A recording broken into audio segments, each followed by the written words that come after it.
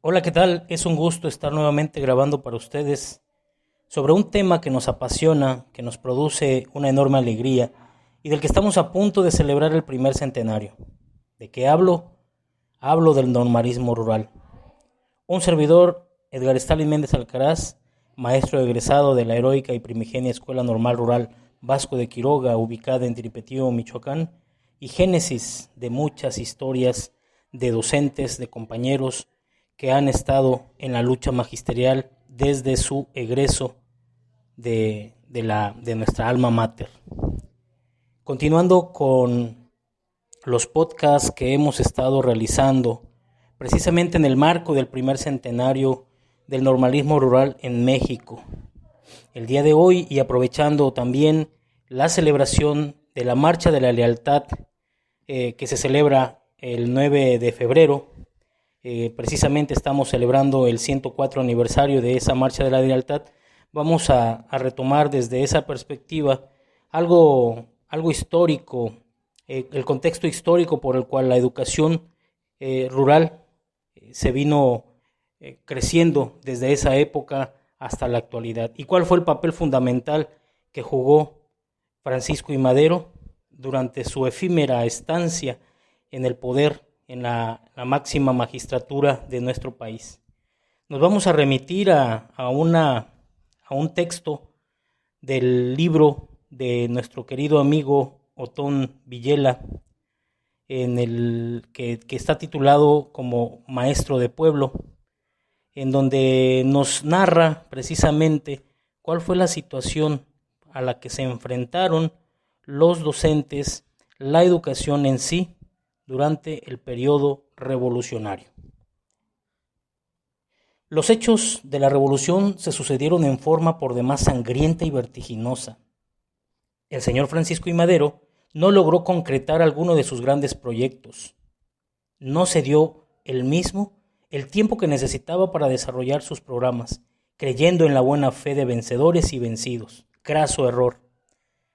Pretendió aglutinar esfuerzos y criterios bajo una doble perspectiva de organización social y esto lo destruyó. Sin embargo, pudo establecer diversos puntos de partida para los que venían detrás lo pudieran realizar.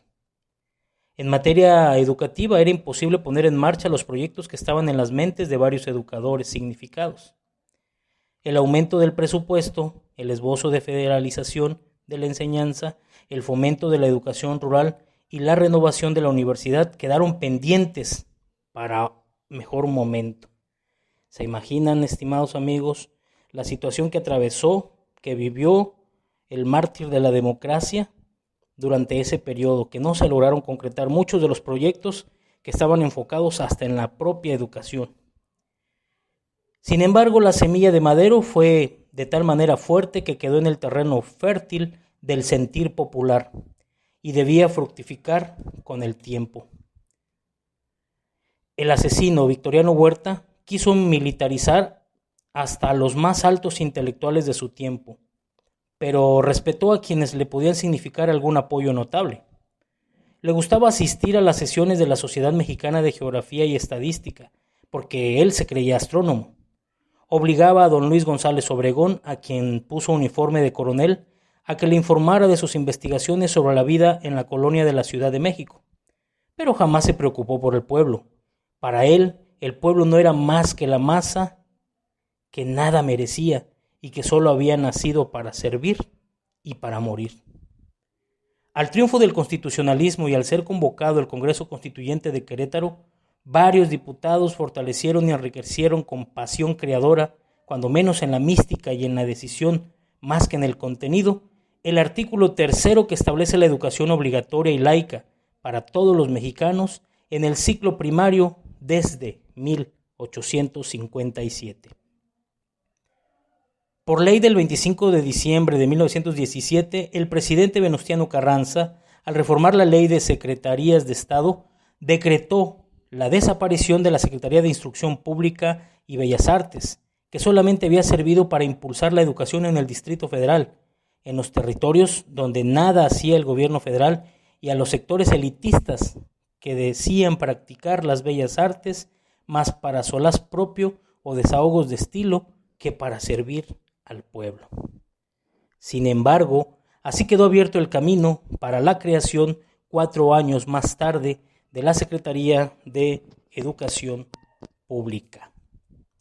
Bueno, estimados oyentes, fíjense que me llama la atención la forma en cómo se consideró o como en su momento Francisco I. Madero consideró que era necesario el poder construir una instrucción o una secretaría o un proyecto de enseñanza que pudiera llevar precisamente la luz del conocimiento a todos los rincones de nuestro país y que en ese tiempo estaba convulsionado por ese conflicto social que todos conocemos históricamente como revolución. Es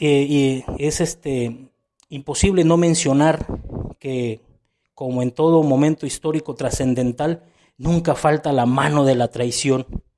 En este caso y en este pasaje histórico, la oscura figura de un hombre nefasto como lo fue Victoriano Huerta, quien acabó finalmente con los sueños, las ilusiones de todo un pueblo que estaban concentradas en una sola persona, que en este caso fue Francisco I. Madero.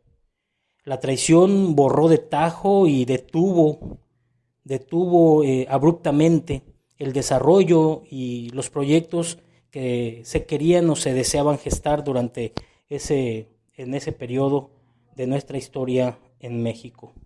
Lamentablemente, las traiciones son algo tan peculiar en nuestro país, es algo tan peculiar en la historia de los grandes hombres, que por más que se busque una explicación a por qué siempre las traiciones tienen que ser acto de presencia en momentos históricos como el que vivió Francisco I. Madero en la época de la Revolución, y que truncó de una forma u otra el progreso y el desarrollo, una vez más, de nuestro país. Pero es ahí donde podemos retomar la palabra de dejar la semilla en terreno fértil.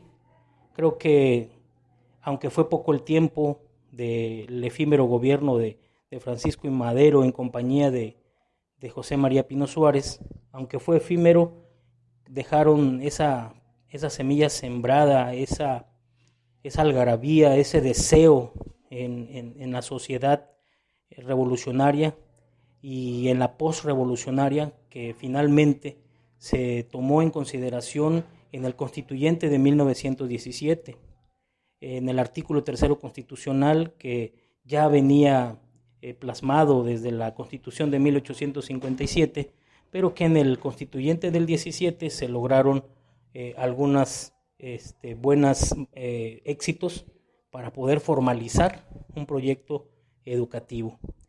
Y pues de entre todo ese movimiento, dentro de cada una de esas acciones que se realizaron, acciones históricas, no dejan fuera a ningún personaje tan protagonista como lo han sido los maestros. Quizás antes de 1922, que fue el año en el que se fundó la primera escuela normal rural en Tacámbaro, Michoacán, ya había docentes, ya había figuras educativas que pugnaban precisamente, que impulsaban precisamente la creación de un instituto o de una institución o de un grupo de instituciones de tal envergadura que pudieran desenvolverse en todo el territorio nacional. Es ahí donde está el génesis del normalismo rural, un normalismo que ha sido no belicoso, como lo han querido hacer notar algunos historiadores conservadores, a como lo han querido hacer notar gobiernos de ultraderecha, sino más bien un normalismo integral, un normalismo dinámico, un normalismo que atendiera precisamente a la gran población rural que aún todavía existe en México.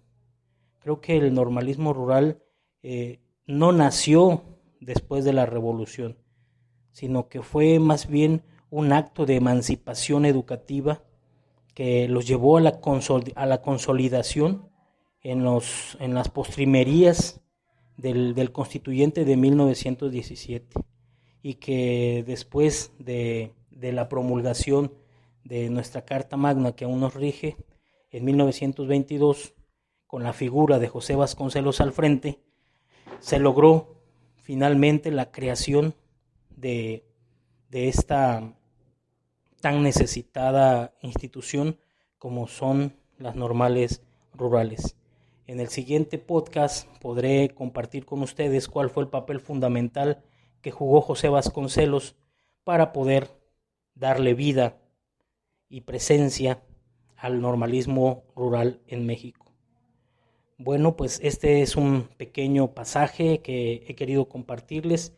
Deseo de todo corazón que mis compañeros de lucha, que los estudiantes normalistas rurales especialmente, puedan escuchar, conocer un poco de este pasaje histórico. Hay que leer mucho de nuestra historia, hay que dar a conocer absolutamente todos los roles, el papel que ha tenido el normalismo rural en la consolidación de nuestro país, de nuestro Estado mexicano.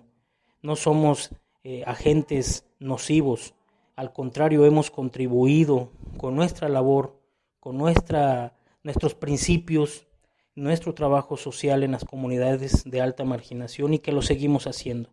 Es muy importante que los estudiantes normalistas lo conozcan, y la invitación a los normalistas de escuelas urbanas a que se acerquen, a que investiguen, a que puedan entender cuál es el verdadero sentido del papel que juega el docente de nuestra sociedad. Y hoy, convulsionados con esta crisis sanitaria, creo que vale la pena el que volteemos la mirada hacia el camino que ha trazado, hacia las huellas que ha dejado el normalismo rural en la historia de nuestro país. Bueno, por mi parte es todo. Ha sido un gusto saludarlos. Me despido de ustedes, un servidor, su amigo y compañero egresado normalista rural, Edgar Stalin Méndez Alcaraz. Les envío un cordial saludo y un abrazo fraternal a todos. Hasta pronto.